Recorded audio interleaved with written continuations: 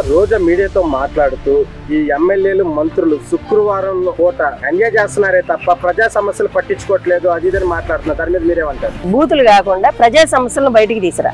బయట పెట్టిన తర్వాత కూడా ఎన్డీఏ ప్రభుత్వం అనేది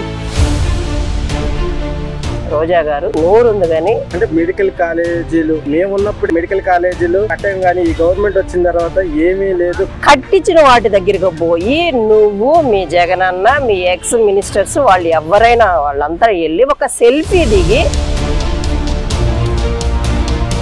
జగన్ ఉన్నప్పుడే రైతులందరూ సంతోషంగా ఉన్నారు, హ్యాపీగా ఉన్నారు అది ఇదని మాట్లాడుతున్నారు. అమరావతిలో పాదయాత్రలు చేశారు గుర్తుందా? అడుగడుగున వాళ్ళకు వాటర్ లేక ఫుడ్ లేక లేడీస్ ను కూడా మీరు ఇబ్బంది పెట్టిన రోజులు, పోలీసులతోటి మెడబట్టుకొని బయటకు గెంటించిన రోజులు ఉన్నాయి. సూపర్ 6 అనేది ఒక్కొక్కటి అమలు చేసుకుంటూ వస్తున్నారు కదా, ఎలా అనిపిస్తుంది? జగన్ ప్రభుత్వంలో ఫైనాన్షియల్ గా ఉండేటటువంటి ఆ నష్టాన్ని కవర్ చేస్తూ రోజా మీడియాతో మాట్లాడుతూ ఈ ఎమ్మెల్యేలు మంత్రులు శుక్రవారం పూట ఎంజాయ్ చేస్తున్నారే తప్ప ప్రజా సమస్యలు పట్టించుకోవట్లేదు అది ఇదని మాట్లాడుతున్నారు. దాని మీద మీరేమంటారు? ఫస్ట్ ఆఫ్ ఆల్ ప్రజా సమస్యలు ఏమో అవి బయటికి తీసుకురామ్మా. బూతులు కాకుండా ప్రజా సమస్యలను బయటికి తీసుకురా. ఒక పేపర్ మీద రాసుకో. మీ అసెంబ్లీలో 11 సీట్లు ఉన్నాయి కదా, ఆ 11 మందిని అసెంబ్లీలోకి పంపించండి.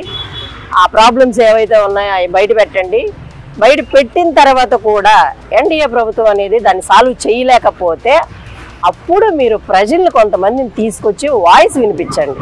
అంతేకాని మీరు ఒక్కళ్ళే ప్రెస్ మీట్ పెట్టడం మానేసేయండి. ప్రజలతో పెట్టించండి ప్రెస్ మీట్. అది కూడా నాట్ వైసీపీ వాళ్ళు. ఒకసారి మళ్ళీ వాళ్ళు ఎంక్వైరీ చేశారు అంటే అది వైసీపీ అని తెలిసిందంటే అది మీకే బ్యాడ్ నేమ్ వస్తుంది.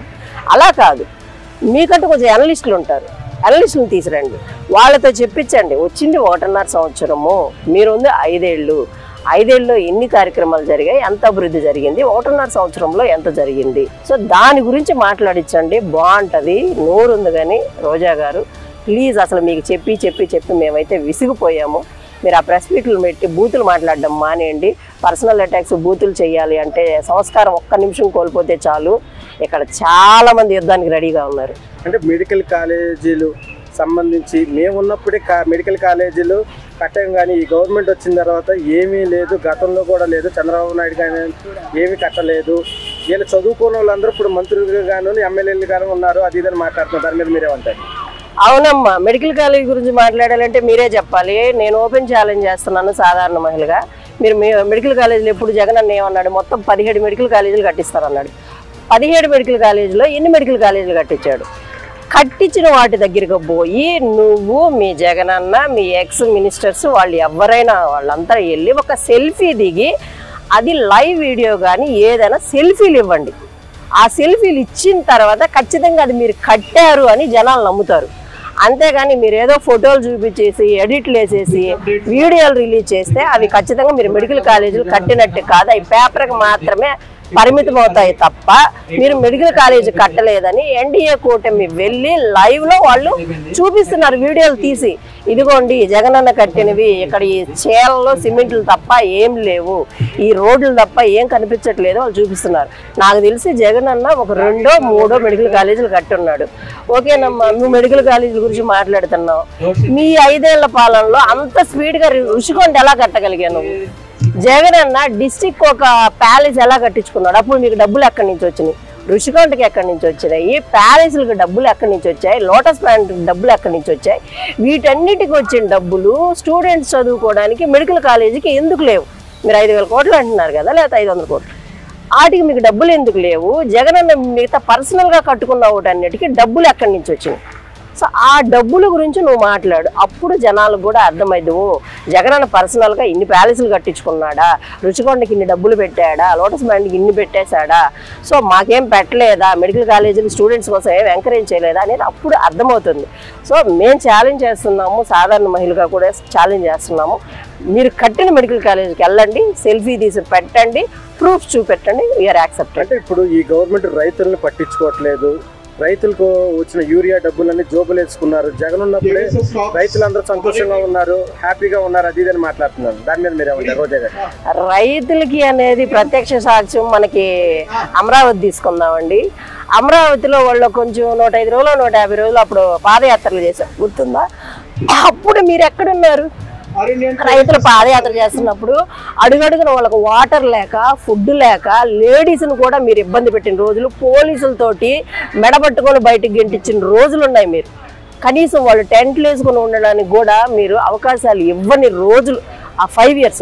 అప్పుడు వాళ్ళు రైతులు కాదా? మీ ప్రభుత్వం ఇప్పుడు లేదు కాబట్టి ఇప్పుడు వాళ్ళు రైతులు అయ్యారా? మీరేదో కొంతమంది పిలిచి వాళ్ళకి యూరియాలు, ఫాస్ఫేట్లు 4 బస్తాలు ఇచ్చేసి వాళ్ళు మీరు ప్రెస్ మీట్ ముందు కూర్చోబెడితే వాళ్ళేనా రైతులు? ఏపీ మొత్తం ఉన్న వాళ్ళు రైతులు కాదా? ఏపీ మొత్తం ఉన్న రైతులు వచ్చి ధర్నా చేయాలి కదా. అమరావతి అప్పుడు ధర్నాలు చేశారు కదా, మాకు ఇచ్చాము, పొలాలు ఇచ్చాము, ఆ పొలాలన్నీ పోయాయి, మాకు రాజధాని అన్నారు. మీ అన్న వచ్చేసి తెక్కలోడు 3 రాజధానులు అన్నాడు కదా. మరి ఆ 3 రాజధానులు కాకుండా కొత్త రాజధాని అని అంటున్నారు. అసలు ఉన్న రాజధానే లేదు. మా పొలాలు ఏమవ్వాలి, మా డబ్బులు ఏం కావాలి, మా పిల్లలు భవిష్యత్తు ఏం కావాలని రైతులు రోడ్డెక్కారు. అప్పుడు మీరంతా ఎందుకు బయటకు రాలేదు? మీ ఎమ్మెల్యేలు, ఎంపీలు బయటకు వచ్చి అమ్మ మీకోసం మేము ఉన్నాము, మీ పొలాలు ఎక్కడికి పోవు, మీ డబ్బులు ఎక్కడికి పోవు, మీ పిల్లల భవిష్యత్తులు ఎక్కడికి పోవు, వాళ్ళకు ఉద్యోగాలు వస్తాయి, రైతులు మేము ఆదుకుంటాము అని చెప్పి మీరు ఎవరైనా ప్రెస్ మీట్ పెట్టారా? జగన్ అన్న ప్రెస్ మీట్ పెట్టాడా రైతుల గురించి? నేనున్నాను మీకోసం అని చెప్పి ఎవరి కోసమైనా వచ్చాడా జగన్ అన్న? ఒక్కసారైనా వచ్చాడా?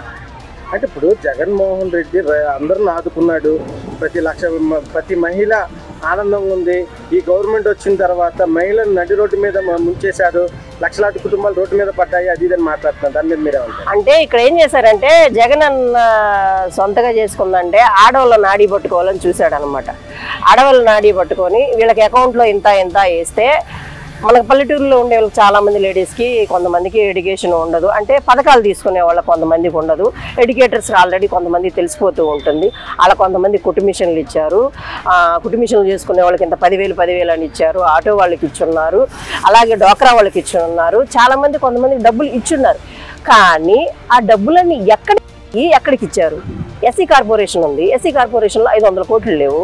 ఎస్సీ కార్పొరేషన్లో 5 సంవత్సరాలు ఎవ్వరికి అసలుకి ఒక్కరికి కూడా కార్పొరేషన్ దగ్గర నుంచి ఏ లోన్లు ఎందుకు రాలేదు?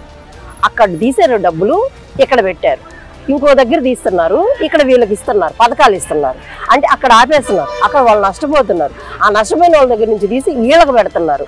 సార్ ఈరోజు చూసినట్లయితే కూటమి ప్రభుత్వం వచ్చి సంవత్సరం పైన అవుతుంది. నారా చంద్రబాబు నాయుడు గారు ఒక విజనరీ నాయకుడు. ఎలా ఉంది సార్ ఈ సూపర్ 6 అనేది ఒక్కొక్కటి అమలు చేసుకుంటూ వస్తున్నారు కదా, ఎలా అనిపిస్తుంది? ఈ ప్రభుత్వం రాకముందు జగన్ ప్రభుత్వంలో ఫైనాన్షియల్ గా ఉండేటటువంటి ఆ నష్టాన్ని కవర్ చేస్తూ ఇవన్నీ పనిచేస్తూ ప్రజలందరికీ కూడా అన్ని విధాలుగా చూసుకోవాలంటే తలప్రాణం తోకొస్తుంది. కాబట్టి ప్రభుత్వం ఏమిటంటే త్రికరణ శుద్ధితో వర్క్ చేసే, తద్వారా కూటమి ప్రభుత్వం అనేది పారదర్శకతతో పనిచేస్తుంది. పబ్లిక్ కూడా ఏది చేయాలి ఏది చేయకూడదు అనేటటువంటి ఆలోచనతో అస్తవ్యస్తాల నిర్ణయాలు ఏవి తీసుకోకుండా సక్రమైన నిర్ణయాలతో ఒక గాడిని పెట్టడానికి it will take some time, కొంత టైం పడుతుంది. కాబట్టి అన్ని విధాలుగా ప్రజలు కూడా సంయమనంతో పాటించాలి, సహనంతో.